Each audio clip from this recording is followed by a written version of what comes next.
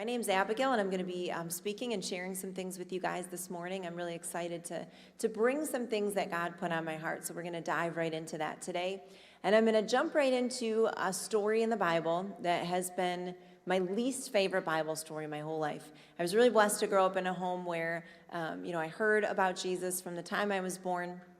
And so I've known this story since I was a little child, and that is the story of Abraham and Isaac. And if when in your family, anybody have those stories in your family where you're like, yeah, we don't really tell anyone that story that happened in our family. Anybody have those, right? And that's kind of how I felt about this story. Like, God, if I was ever to talk to someone who didn't know you, like this would be the story I would least want them to know about you. You know, that you gave this man a baby that he had been longing for, and then you ask him to take that baby and sacrifice him to you, right? We all know the story, and I'm going to go through it. But I'm just going to tell you that lately the story has been coming into my heart more and more. And as God's been showing me things about it, I've realized that this story is just an amazing picture of what he's inviting us into at this time as his sons and daughters. And so just to jump right into it, we know that Abraham was this guy that trusted God, right? Throughout the story of his life, there were moments where God would say, Abraham, I want you to pack up and move. Didn't even tell him where. And it was like, yep, Abraham packed up, took his things, started walking, had no idea where he was going. And that wasn't like a small feat, because it wasn't just him. If you know the story, he's pretty wealthy. He had like thousands of animals and servants. Can you even imagine being in his family or being one of his servants and just waking up in the morning and Abraham's like, pack your stuff, we're leaving. All right, well, where are we going? I have no idea. Just pack it all up, get all the camels, get everything, right? And so they were used to this life of just following God wherever he said to go. But Abraham wanted one thing, and that was a son, right? God had promised that I'm going to give you a son. I'm going to give you someone to carry your name on, and this blessing is going to carry my presence for generations and generations. And so Abraham had this promise to hold on to, right? And he knew that God was going to come through for him and was going to provide this for him. And so Abraham has a son named Isaac, right? And this is the fulfillment of God's promise for him. It's everything that Abraham's dreamed of, and he is old at this time, right? He's over 100 years old, and he has this baby, and he realizes that everything he's been asking God for, he's seen come to pass, right? He has this son, and God's promise that this son that Abraham had is going to become a whole nation, right? That's a big promise. And so in order for your son to become a nation, they have to grow up and have their own family, right? And so Abraham is caring for this child, and we know that a lot of time passes. So Isaac is somewhere between a teenager and in his early 20s, okay? So and that was part of the issue for me as a kid. I thought like Isaac was a little baby, right? But he was older. And so one day, all of a sudden, God came to Abraham, and he said, take your only son. This is in Genesis 22, and it's up on the screens if you want to follow along. God said, take your only son, who you love, Isaac, and go to the region of Moriah. Sacrifice him there as a burnt offering on a mountain I will show you. Keeps up the same thing. He doesn't even tell him where exactly to go. He says, just go and I'll show you when you get there. Early the next morning. So Abraham I know if this was me and God said, take your child and sacrifice your child, it would have taken me a lot of time. I would have sat there and thought, maybe he means like this. Or maybe it's not literal, right? Maybe he just means like dedicate them to me. But it says that Abraham knew what God was asking, and early the next morning, he wasted absolutely no time. He gets up the next day, and he obeys immediately. It says that Abraham got up and loaded his donkey. He took with him 2 of his servants and his son Isaac. When he had cut enough wood for the burnt offering, he set out for the place God told him about. So they're on this journey together. They're walking up the mountain. He cuts all the wood himself that he's going to need. It says he took the wood for the burnt offering and placed it on his son Isaac, and he carried the fire and the knife. As the 2 of them went on together, Isaac spoke up and said to Abraham, Father, can you imagine this moment? I can just imagine like they're walking. This question is in Isaac's head the whole time. What is happening here? We have a knife, we have fire, we have wood. Yeah, what's happening, Dad? And so he just says the word Father. And Abraham's knowing, like, I knew this was coming. I have no idea what to tell him. I don't have an answer. I just know what God said. And so in this moment, it doesn't say all of the details that happens, but it says, yes, my son, Abraham replied. And Isaac said, the fire and the wood are here, but where's the lamb for the burnt offering? And Abraham says, God will provide the lamb for the burnt offering, my son. He speaks faith into Isaac right there, right? God's going to provide it. But they get to the top of this mountain, wherever they get, and God says, stop right here. And there's a moment here where Isaac has already been told God's going to provide the lamb, but then Abraham, the lamb isn't there yet, right? And Abraham has to look his son in the eyes and say, I don't know what God's doing, but he asked me to put you on the altar. And I'm asking you to trust me here. God will provide the lamb. God said that you're going to be a nation of people. So I don't know what he's going to do, but he asked me to put you up there, and I'm asking you to trust me and trust what God said to me. And so Isaac has to look his dad in the eyes, and he has to get up there willingly. He's a willing participant. I know I said when I was a kid, I thought he was like a baby, and I'm thinking like, who does this as a parent, right? But he was old enough to know what was happening and look his dad in the eyes and say, yes, I'm in, or nope, count me out, pick somebody else to put up on that altar. So they build the altar together. They build this altar. And Isaac looks in his dad's eyes, he hears what he's asking him to do, and he climbs up on it because his dad told him God's going to provide a lamb. And so he gets up on that altar willingly, and he's along for what his dad's asking him to do. And we know the rest of the story. As soon as he gets up there, as soon as they walk through what God's asked them to do, God provides the lamb, right? He looks over, and God said, you obeyed me, and I want you to know that there is a lamb right here. And I am going to make your son into a nation of people. And in this story, it's become so powerful for me because you have a father and you have a son, and they're walking out this total surrender. And this moment of multi-generational yieldedness created this supernatural intervention that could not have happened otherwise. You have generations of people that have said yes to whatever God's asking them to do, and there was a miracle that took place on that mountain. Not only a miracle, but for the rest of his life, Isaac was able to say, look what God did for me. Look what my dad asked me to trust, and I was told that God would provide, and he did. And I get to see that with my own eyes.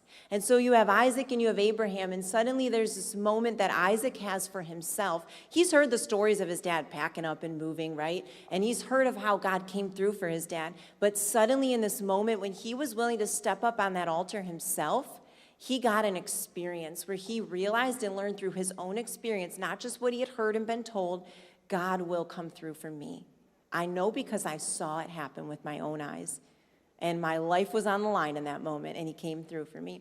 And so it created this faith in Isaac that he was able to trust God for anything and take God at his word for anything that he would ask him to do. And I really believe that this story is a picture of what God is inviting his people to in this moment. He's inviting us into, which we know, like when we ask God to be our Lord, when we give our life to him, there's a surrender that takes place, right? There's something we're giving over to him. But I believe that he's asking us to yield more fully to him than we've ever known how to do right now.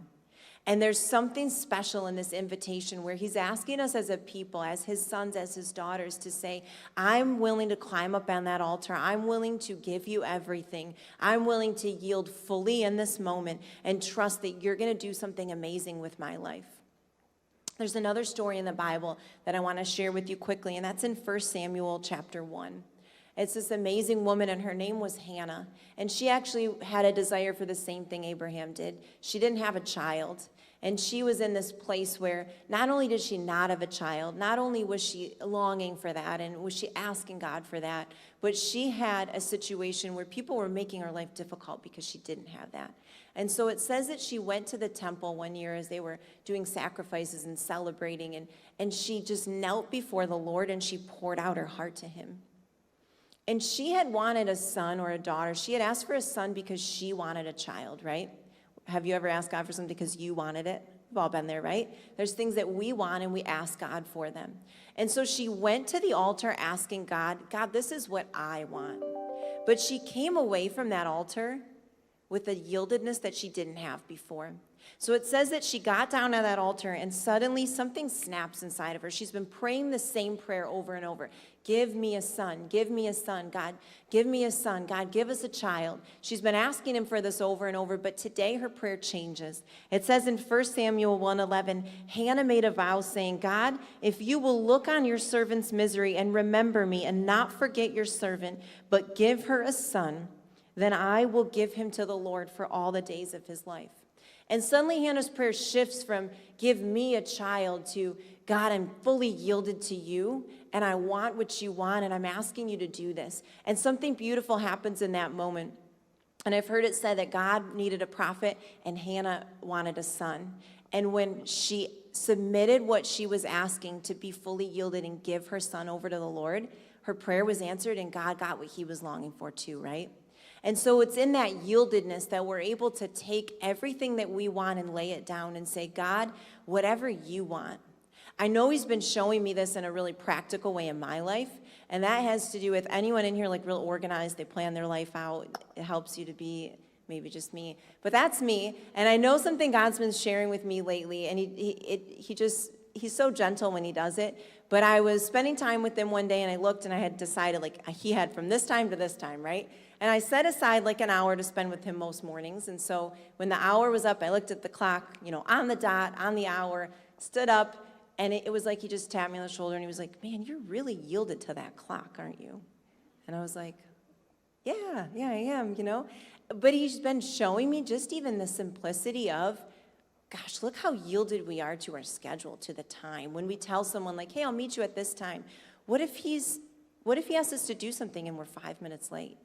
And he's been just showing me, like, give me all your time. Like, this hour is the time you spend with me, but can I have the rest of the 23 hours of your day too? Where you would say that, oh man, it's this time I'm supposed to do this, but if God asks me to do something else, or if he asks me to linger for 5 more minutes, will I linger? Will I spend that extra time with him? We're so good at being so yielded and so surrendered to different things in our life, and for me, that was just one where he was like, man, you're really yielded to that clock. Would you just set that aside and just focus a little bit more on me? And it's not obviously that we can always spend our entire day just being in his presence, so that would be amazing. But he's just been showing me about what it looks like to yield more fully than I thought. It sounds great to say, oh, I spent an hour with you. But if he's asking for a yieldedness that carries throughout our day, that's an invitation for us to say, yes, I'm going to lay everything down. To finish Hannah's story, she comes back to the temple and she carries through on her vow in a real way. So we would say nowadays, like, we dedicate our children to the Lord, right? We give them to the Lord. We promise to teach them about him and things like that. But Hannah followed through on her promise literally. So it says in 1 Samuel 1:26, I am the woman who stood here beside you praying to the Lord. I prayed for this child, and the Lord granted me what I asked of him. So now I give him to the Lord. For all of his life, he will be given to the Lord. So Hannah, just like Abraham, she takes her child and says, will you trust me? You're going to stay here, and you're going to follow the Lord all of your life. And Hannah continued a relationship with him, but she was so yielded that she gave up what she had asked for because she was willing to say, okay, God, I know that this is what you're looking for, and I'm giving it up to you because you've given it to me. I really do feel like in this time, God's calling us into this place where we're willing to surrender to him so completely that it's like there's nothing left on the table that we would say, God, you can't touch that, or you can't have that. And I know it's so easy to think in our minds like that he's the Lord of my life. He has everything. But I really believe that he's showing us, and I bet there's people in here who can resonate with that and say, he's been showing me things as well that aren't fully yielded. That when I give him my yes, I didn't know there was this little piece that I was holding back from him. I didn't know that I thought this thing was really important. I didn't know that I had to give him, or that I could give him, the ability to speak into all these areas in my life. And right now he's saying, I want fully yielded. Will you climb up on the altar and will you give everything to me? It says in Psalms 5:3, at each and every sunrise, you will hear my voice as I prepare my sacrifice of prayer to you. And then it says every morning, everybody say every morning, I lay out the pieces of my life on the altar and I wait for your fire to fall upon my heart. When we fully yield to God, his fire comes. And I know there's been a heart cry in my heart and so many hearts that I know where we're saying, God, would your fire come? Would you burn and would you fill us with your fire? And he's saying, would you get up on that altar? Would you give everything to me? Would you yield yourself to me completely in this moment? And it's in that moment that when we say, God, I'm all yours. Whatever you're asking, whatever you say, wherever you tell me to go, whatever you tell me to do, whatever you're looking for in my life, whether it's my time, whether it's my finances, whether it's the career I'm choosing, I'm going to get on that altar and I'm going to say nothing left that I have to lose. It's all yours. And that's when his fire comes. That's when he falls. That's when he burns everything up. I know I've been reading in 1 Corinthians. I'm going to share with you one more verse. In chapter 3, and this isn't on the screens because I added it in, but it says, because of God's grace, I've laid a foundation. And this is Paul talking, and he's saying, I've built something in my life. And then he continues and he says, when you build on the foundation in your life, you might use gold, silver, jewels, wood, hay, straw. There's different materials you can build with, right? He's talking now, and he's talking about our hearts, and he's talking about the makeup of our life, what we do with our time, what we focus on, our energy. And he says, you can build using different things. And he says, on Judgment Day, fire will reveal what each person has built. The fire will show if a person's work has any value. If the work survives, the builder gets a reward. But if the work is burned up, the builder will suffer great loss. And I remember reading this passage as well as a kid and being like, oh my gosh, that's scary. What if he burns everything up I did and there is nothing left, you know? You read that verse and you think like, he's going to burn everything. And what if I didn't do anything that was left that was good? But lately I've been reading that verse and I've been thinking of the beauty of that moment. We have this invitation to put ourselves on the altar here on earth, right? But there's going to come a day where he puts everything we build on the altar. And we get to see everything burned up except him, where all that's left is Jesus. All that's left is what we did for him. All that's left is what we did out of that place of intimacy.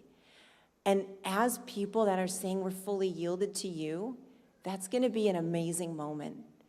Because here on earth, that's our goal, right? We live fully yielded. We want to put ourselves on the altar. Are we perfect at that? No, right? And so in that moment, it's like the culmination of this life that's fully yielded. We put it all up there, and we get to see everything burned away that wasn't what he had for us, that didn't come out of that place of intimacy, of being connected to him, that didn't honor and glorify him. It's in that place where we get to see in that moment what was left is Jesus, all the things that came from our connection with him. Those are the things that are going to be left. And that happens someday, right? But here in this moment, we get to start that process. We get to climb up on that altar and say, Jesus, start to burn away the things that aren't you. Start to burn away the things I do with my time that you want me to get rid of. Start to burn away the offenses or the bitterness or the pain in me that you want to get rid of. Start to burn away the things that I do with my energy and my time that aren't exactly what you're calling me to do. Because it's in that place on the altar that he has the freedom to say, this is what I made you for. Let go of these other things. Let go of the things that aren't fulfilling what I've placed you on this earth for. Let go of the things that hold you back. Let go of the things that distract you. I think a lot of things that burn up in our life when we get his fire are just the distractions, right? And sometimes it's so easy to give in to distractions in this day, in this hour. We have so many opportunities to be compulsive. We pick up our phone. We can compulsively be on our phone. We can compulsively watch TV. We can compulsively eat. If you're like me, when I feel stressed, chocolate is the way to go, right? Anybody else? But those are the things that, they're great, they're fine, but they distract us from being fully yielded to him at times, right? And so in this time, as he's asking us to yield fully, as he's asking us, will you trust me? Will you get up on that altar? It's a call to be yielded and a call to surrender. And when we say yes, that's when his fire comes.